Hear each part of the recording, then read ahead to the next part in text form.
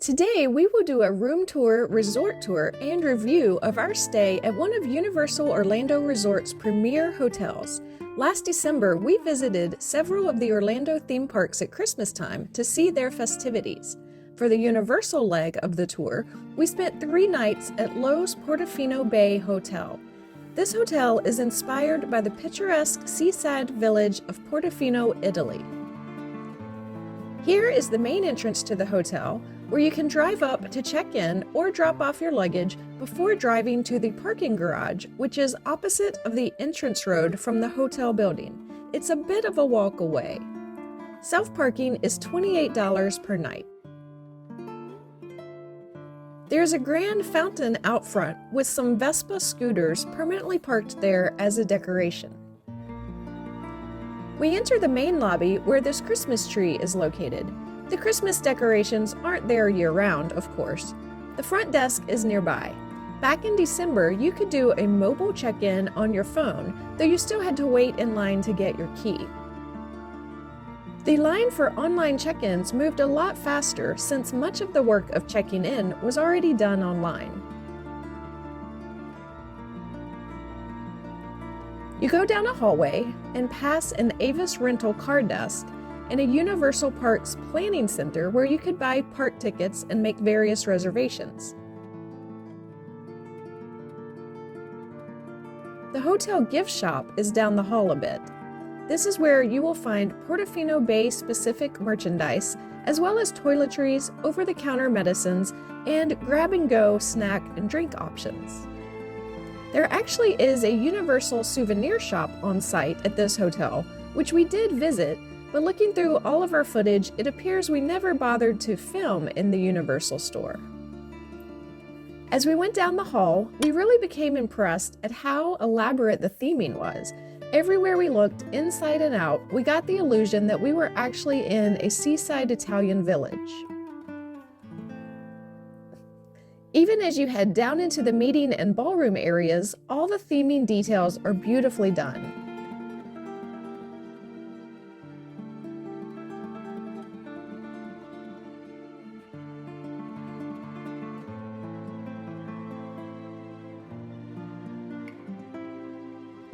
Now it's time for our room tour. We were in room 1370, which was a king room. As you come in the door, there's a coffee maker. Looks like an off-brand Keurig. There's an ice bucket here too, and some shelf space near the door.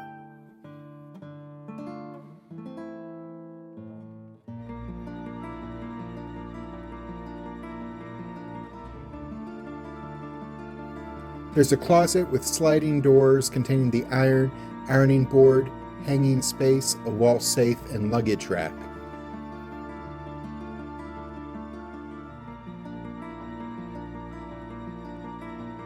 The hairdryer was on a shelf up there as well. Across from the closet is the bathroom. It has everything humans look for in a bathroom, including a door that shuts. There are 2 sinks, which is nice when you have 2 or more people getting ready for the parks in the morning.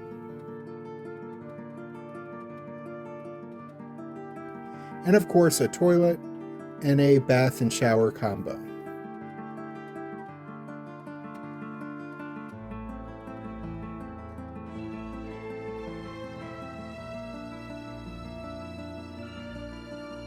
Then on into the king bedroom. There's a nightstand on each side of the bed with a lamp, and each side has some electrical outlets. There's a desk with a couple chairs where you could get some work done, or eat a meal, or play cards, or arm wrestle. There's a love seat with an ottoman, and the phone and alarm clock is on the far side nightstand. Each nightstand has a drawer.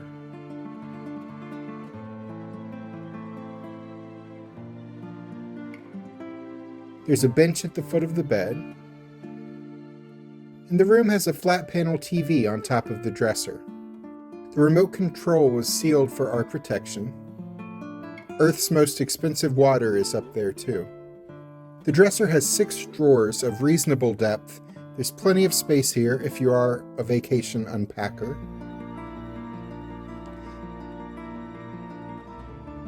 The mini fridge is stowed in the dresser as well. That's where our leftover macaroni lived.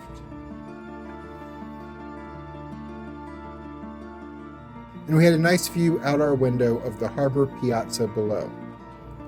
This was where the water taxi picked us up to take us to City Walk and the theme parks. Around the water there are cobblestone paths and outdoor cafe seating, along with several shops and restaurants, and a few more Vespa scooters sprinkled around too. It was a beautiful place to walk or just sit outside and enjoy the view.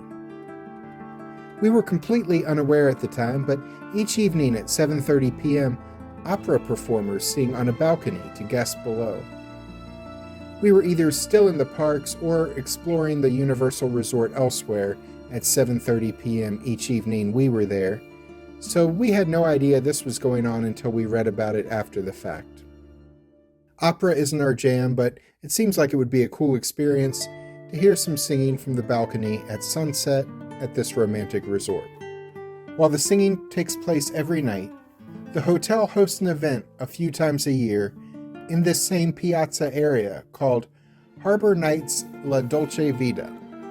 For a price, you can enjoy a band along with wines and food stations, creating an authentic Italian evening out along the harbor. This event will next be held on Friday, October 21st, 2022. There are activities to be found here as well, including an arcade,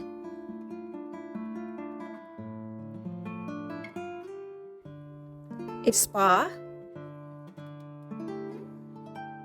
and they have several pools. The largest is the beach pool. It features a sandy beach and a Roman aqueduct-themed water slide. There's a pool bar nearby,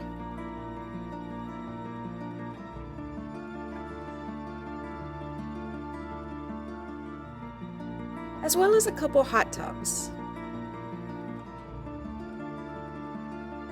and a kids' splash pool.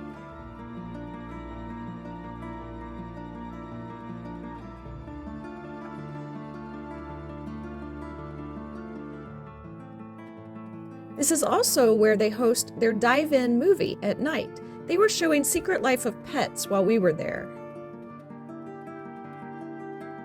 They also have a couple of quiet pools. Here is one of them. Less crowds, less kids, less drinking. It was a much calmer environment if that's what you're looking for.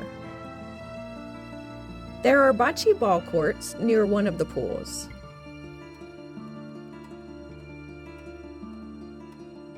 Here's the restaurant we had dinner at one night, Trattoria del Porto. You can see what we ate in a recent video where we toured the hotels and hotel restaurants of Universal Orlando Resort. There'll be a link at the end as well as in the description below. But there are several other restaurants, including Biche Ristorante,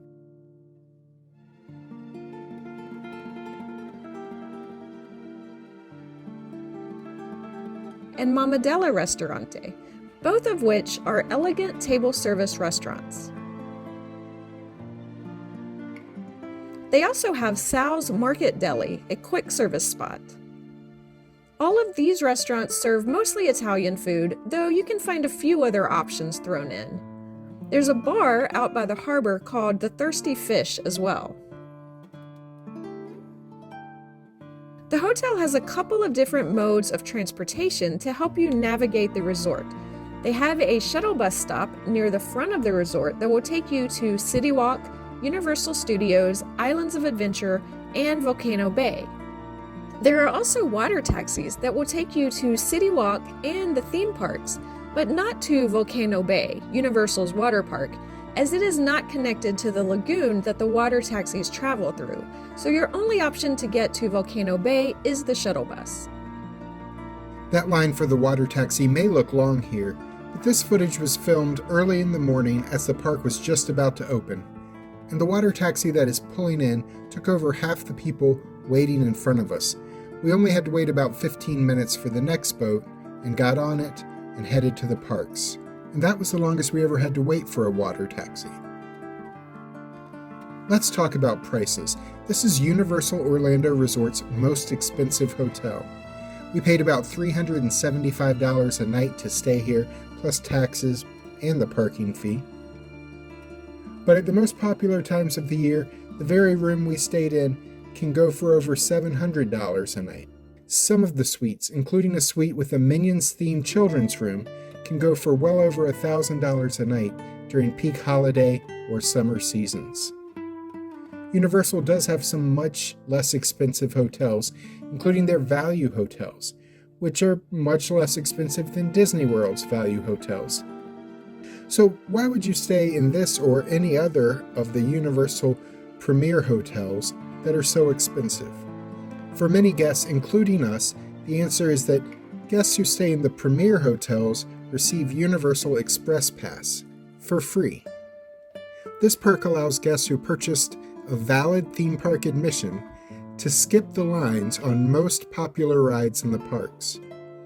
If you wanted to buy this perk, the price for Universal Express Pass starts at $129 a day per person.